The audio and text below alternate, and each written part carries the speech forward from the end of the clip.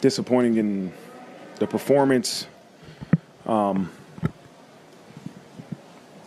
It's our job as coaches to make sure these guys are ready to go. And we got to go back and evaluate the way we prepared and figure out exactly, the mishaps occurred in the preparation. I've always said a performance is. I've always said performance is a reflection of preparation, and so we got to figure out where we failed in preparation. But it's disappointing. You go from the highest of highs to the lowest of lows in a tale of 2 weeks. But we got to own this thing as coaches and players. We got to own it. We got to fix it. I've been here. We've been here before, right? We've been here before. Now it's time to get it fixed. We got to get it fixed and get back to playing football the way we know how to play. We've played before, and we can and we will. So with that, I'll open up for questions. First question is Tyler Martin. Marcus at the very end of the game, I think it was a... Yeah, hang on for a second. Thanks, Tyler.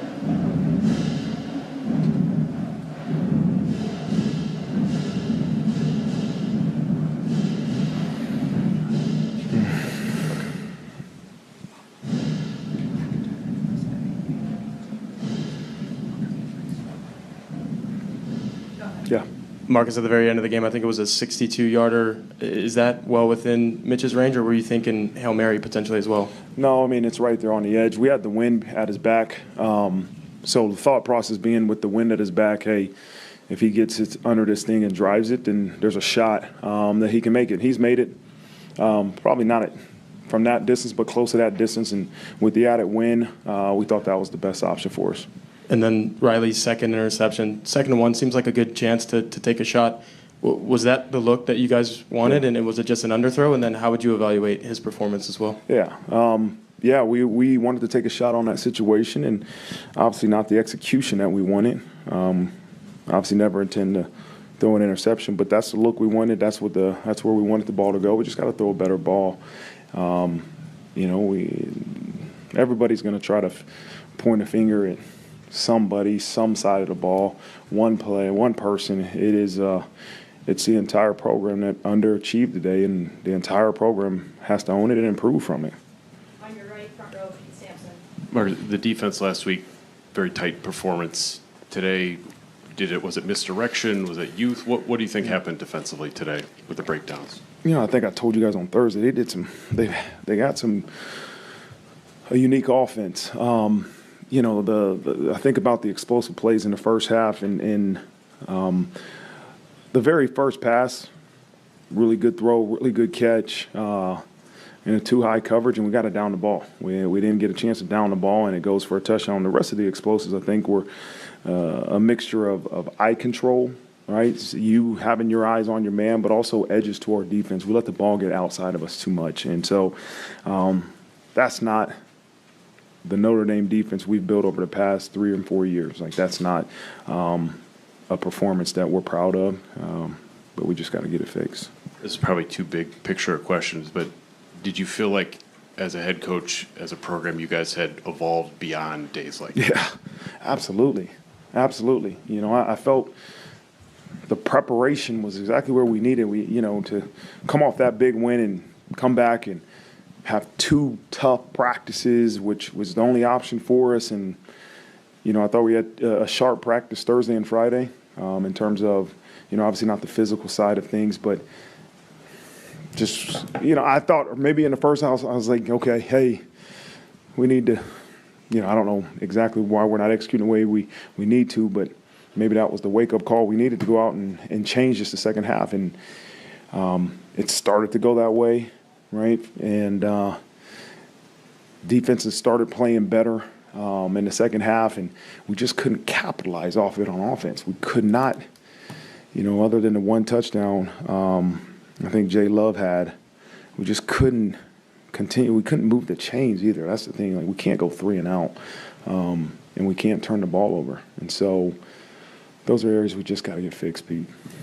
On your left, Cooper. Every coach has to own it first, right, and not blame somebody else. That's the only way to fix it. Is when every, I'm sure, person and everybody outside of here will try to point the finger at some coach, some player, some person. It should be at the head coach. It's my job. But we all have to own this, and we all have to really take a deep dive and fix it. And our leadership will show. Like, if we have true leadership, which I believe we have, they'll take care of the locker room. They'll make sure that these guys, they don't separate. But I also told them I've been here. This is as low as it gets, and there's only one option for me, and that's to get back to work and get it fixed. And that's who I am, and that's who this team will be, and that's the way I'm going to lead, is that I'm not going into hiding. I'm going in to get it fixed. And I'm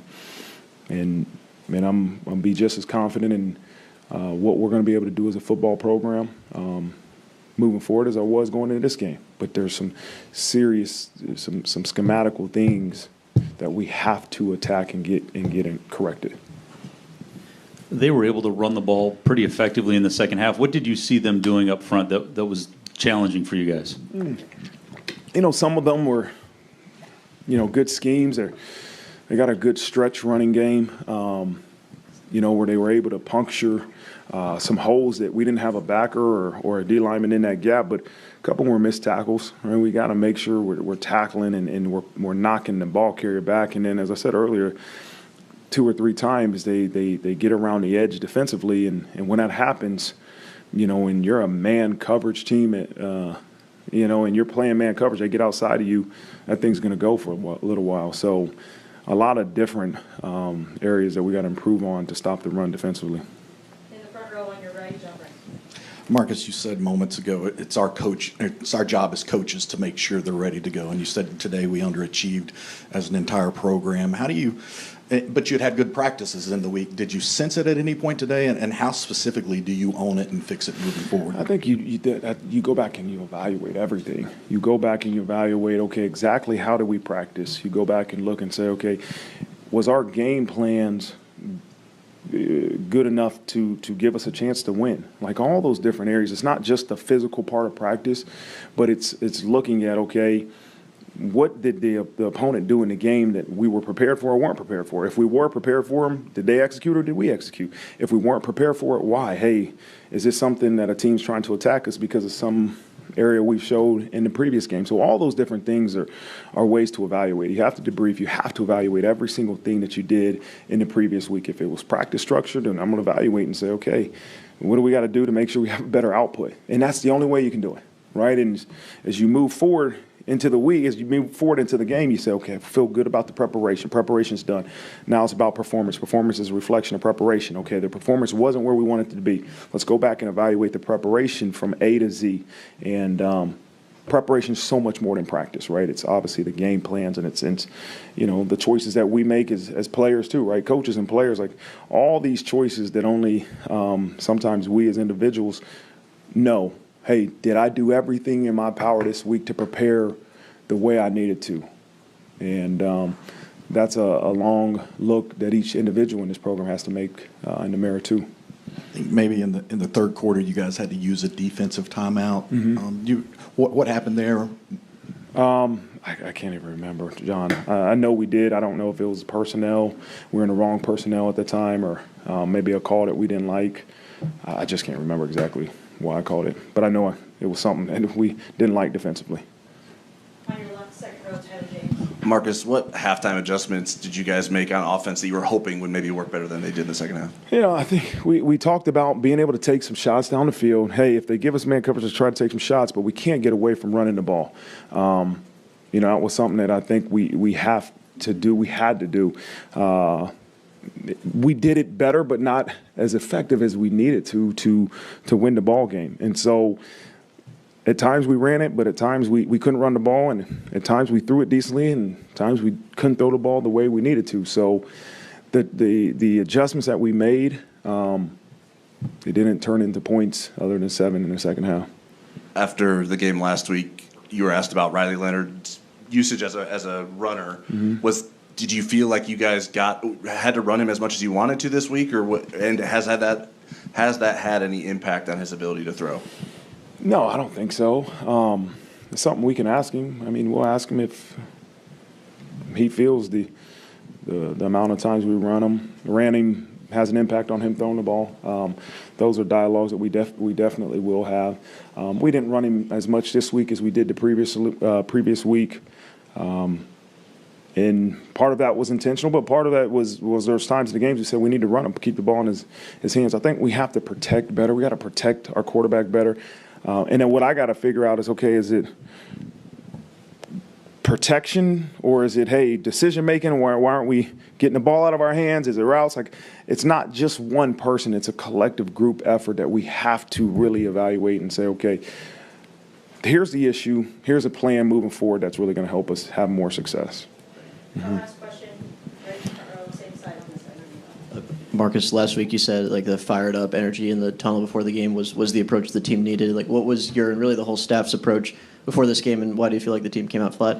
Well, I think that's why I said this on Monday. Like, I thought going into a big environment, I tried to take the pressure off of some of those young linemen that hadn't been in that type of environment. As we came into home, it was very clear, man. Hey, focus on exactly what your job to do. If you're not motivated to play in Notre Dame Stadium, then that's a choice. It's choice. Motivation is a choice. And so we try to be clear on here's exactly what we need to do. Let's focus on winning the interval. Let's focus on reloading and make sure you have a clear mind as you take the field. But it also was, listen, we got to attack. We got to attack from the minute the foot hits the ball. And we did. We came out on offense, we attacked, and we scored a touchdown. But that wasn't the consistent play that we need. Like, that's what I want to make sure you understand. Like, if I knew me